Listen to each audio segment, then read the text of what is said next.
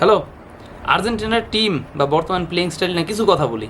আমি কালকের ম্যাচ দেখার পর যা বুঝলাম পুরাটাই শেয়ার করি। আশা করি এইটাই সত্য বা হাই পসিবিলিটি আছে, হাই চান্স আছে এটাই ঘটার। দেখেন, আর্জেন্টিনা এতকাল এত স্লো খেলছে, এত জঘন্য খেলছে, জঘন্য খেলে খেলে এখানে আসছে। এই জঘন্য খেলার কারণ হলো, আমার যা মনে হলো, ওদের ট্যাকটিক্স ওরা এক্সপোজ করতে চাইতেছে না, ওদের যেটা স্ট্রং পয়েন্ট ওরা এক্সপোজ করতে চাইতেছে না। আর স্ট্রং পয়েন্ট এক্সপোজ না করাটাই সবচেয়ে বড় ট্যাকটিক্স। হ্যাঁ, ওই দেখেন, এটা আমি আর বুঝলাম কেমনে, যে কালকে যেমনি ম্যাচ খেলছে, আপনি ভাবেন তো মিশরের সাথে ফার্স্ট হাফ যেমনি খেলছে সেটা ভাবেন, কেপ বার্দের সাথে, কেপ বার্দের কথাটা বাদ দেয়, কেপ বার্দে ভালো অ্যাটাক করছে, এটা গোলকিপার বহুত ভালো ছিল, এইটার কথা বাদ, কেপ বার্দে বহুত বহুত স্ট্রং একটা খেলা দিছে। কেপ বার্দের আমি কোনদিন ছোটো করবো না, কেপ বার্দের খেলাটা বাদ, আপনি সুইজারল্যান্ডের খেলা দেখেন।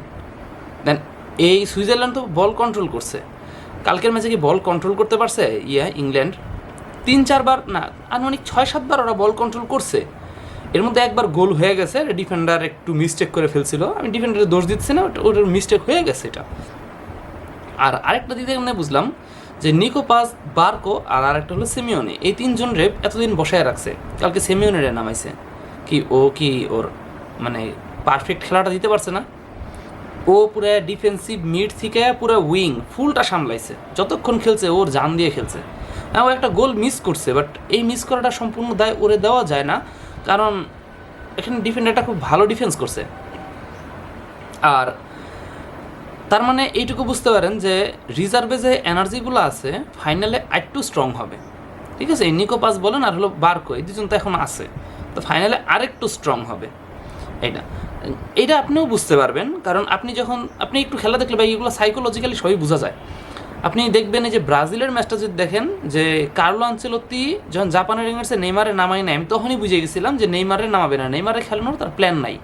আমি এটা সরাসরি বলছিলাম ভিডিওতে, যে নেইমারে সে খেলাবে না, সে নেইমারের চেয়ে বেশি বিশ্বাস করে ওই যে ছোটো ঘূর্ণিঝড় এনরিকটা সে বেশি বিশ্বাস করে। এর না কত ব্রাজিল ফ্যান লাফাইলো, খেলা বুঝোস না, এটা সেটা খেলা বোঝা না, খেলা তুমি ভালো বুঝো, আমি এটা মানি, তুমি ভালো বুঝো খেলা, আমি ভালো বুঝি না।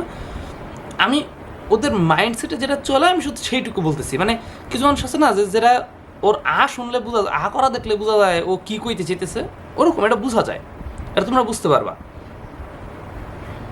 আর স্কালোনির মানে কেন এটার যে মাস্টার মাইন্ড বলা হয়, এটাই সবচেয়ে বড় প্রমাণ।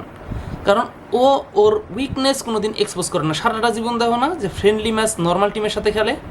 ব্রাজিলের সাথে একটা ম্যাচ খেলা হয়েছিল, ওটাতে মেসিরে নামায় নাই, জুনিয়র সবাই নামাইছে, তোরা যেমনি পারো সামনে খেল, ওরা যেমনি পারছে ওমনি ব্রাজিলের পড়ছে 4-1 গোলে, খেলা শেষ ওটা।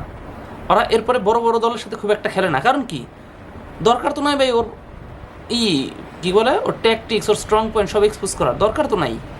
দরকার আছে নতুন নতুন ট্যাকটিক্স বের করতে গেলে অনেক ঝামেলা, ট্যাকটিক্স জমায় রাখছে ফাইনালে একটা ম্যাচ। এই যে আর্জেন্টিনা জাস্ট এই এক ম্যাচে মারবে, এক ম্যাচে সব অ্যাপ্লাই করবে, হারা জিতা পরে অ্যাপ্লাই করবে, বুঝতে পারছো?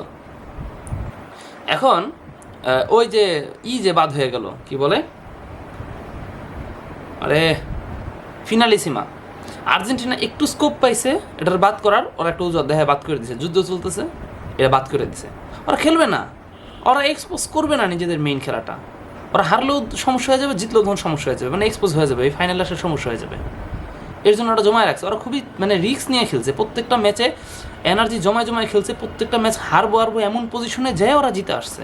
আর কালকে যে গোলটা দিছে এনজো যে গোলটা দিছে, দেখো মেসি কিন্তু সেন্টারে খেলতেছিল, ঠিক না? মেসি সেন্টারে খেলতেছিল, ও ধুমা অনেক অ্যাটাক করছে, কিন্তু সেন্টারে যখন 2-3 জন প্লেয়ার একসাথে গার্ড দেয় কিছু করা যায় না, তো মেসি করছে কি উইংয়ে গেছে, উইংয়ে যদি 2-3 জন চলে আসে তাহলে সেন্টার ফাঁকা হয়ে যাবে, এটা জানে। এইটাই হয়েছে এনজোরে 5টা দিচ্ছে এনজো শট। অ্যান্ড এই ট্যাকটিক্স হয়তো তোমরা যে টিম সাপোর্ট করো ওই কোচটা হয়তো খাটাইতে পারে নাই, তার মানে এই না যে ফিফার দোষ, ফিফার হিট, তোমাদের কোচ খাটাইতে পারে নাই, এটা তার একটা ব্যর্থতা। আর কালকের ম্যাচের সেকেন্ড যে গোলটা, এইটা ম্যাকঅ্যালিস্টার যে শ্যুটটা মারছিল একদম বটম কর্নার এরিয়াতে যায়, যে বারে লাগছে ভাই, ওইটা যদি গোল হইতো না আমার শান্তি লাগতো, ওই শ্যুটগুলোতে গোল আমার এত শান্তি লাগে বলার বাহিরে। তো জাস্ট বলটা ব্যাক এসে আবার গোল হয়ে গেছে, ঠিক আছে, বাট ওই শ্যুটটায় গোল আমার খুব বেশি ভালো লাগতো, শ্যুটটা কিন্তু খুব ভালো ছিল। এরপর কথা হলো কিছু ম্যাচ ওরা ইচ্ছা করে ডিলে করছে, 120 মিনিট ওরা ইচ্ছা করে টানছে, যেমন সুইজারল্যান্ডের ম্যাচটা ওরা ইচ্ছা করে 120 মিনিট আনছে। কেন জানো? লাস্ট টাইমে ওরা যদি অ্যাটাক করতে যেত, বাই চান্স যদি কাউন্টার অ্যাটাকে একটা খায়, সমস্যা হয়ে যাবে। এর জন্য অ্যাটাকটা করে নাই। এর জন্য ওরা ইচ্ছা করে 120 মিনিটে গেছে, যাতে ওরা অ্যাটাক করার পরেও ওরা যদি কাউন্টার অ্যাটাক খায়, ওদের ব্যাক করার একটা টাইম থাকে। এটা হলো মেইন প্ল্যান ছিল। আর কথা হলো কালকের ম্যাচ তাহলে 120 মিনিটে কেন গেল না? কারণ আর কোনো অপশন ছিল না। যখন স্কালোনি কী করছিল, বা আমি সহজ বিষয় আর্জেন্টিনা কী করছিল, ডিফেন্ডার একটা উঠে স্ট্রাইকার নামায় দিছে, ডিফেন্ডার লুজ করে স্ট্রাইকার বসায় দিছে, খেলো। এখন এই অবস্থায় যদি সে 120 মিনিটে যায়, 120 মিনিট ধরে একটা ডিফেন্ডার শর্ট থাকা মানে বুঝো ঝামেলা করে যেত। আর অন্যদিকে ওই কী করছে, আরে ইংল্যান্ড কী করছে, ওরা অ্যাটাকারের সরে ডিফেন্সিভ খেলার চেষ্টা করতেছে। তো ওই মুহূর্তে যদি ওরা কাউন্টার অ্যাটাক করে, কাউন্টার অ্যাটাক হবে না তো সহজে, ওই পজিশন দাঁড় করে রাখছে, ডিপ অলরেডি পিছিয়ে দাঁড় করে রাখছিল, কাউন্টার অ্যাটাক সহজে হবে না, পজিশনালি অ্যাটাক করতে হবে। পজিশনালি অ্যাটাক করে ডিফেন্ডাররা খুব একটা বেশি অ্যাডভান্টেজ পাবে না, তখন যা আছে মাল মশলা সব মেরে ওরা অ্যাটাকটা করছে। এই হলো মেইন খেলা।